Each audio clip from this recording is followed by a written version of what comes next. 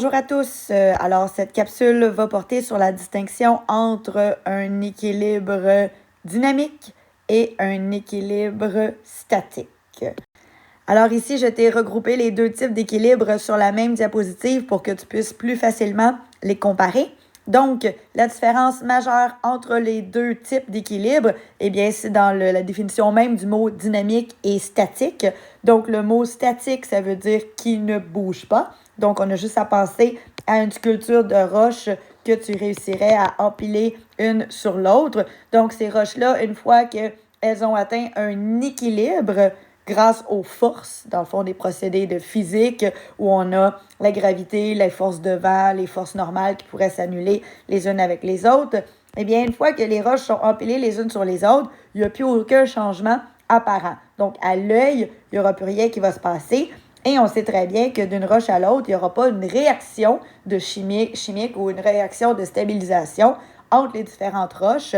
Les roches n'ont pas de muscles, donc elles ont atteint un équilibre puisque en physique, les forces se sont stabilisées, se sont annulées. On pourrait penser aussi au concept de vecteur pour mieux comprendre pourquoi on a atteint de l'équilibre. On a donc un état aussi qu'on appelle stationnaire, donc plus rien va se passer.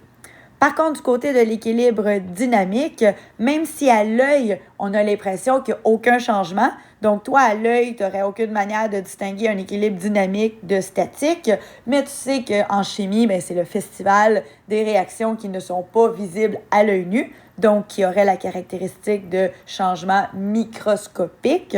Tu comprends donc qu'évidemment, il va y avoir des changements continuels. Un peu comme lorsqu'une plante fait de la photosynthèse et de la respiration cellulaire dans un terrarium, tu n'es pas capable de voir ces réactions chimiques-là se passer. Par contre, tu comprends que si la plante réussit à vivre, même si elle est dans un terrarium, un petit bocal fermé, eh bien, à ce moment-là, tu es capable de comprendre qu'elle vit des échanges dynamiques, c'est-à-dire qu'il y a autant des réactions qui favorisent la création de réactifs que de produits.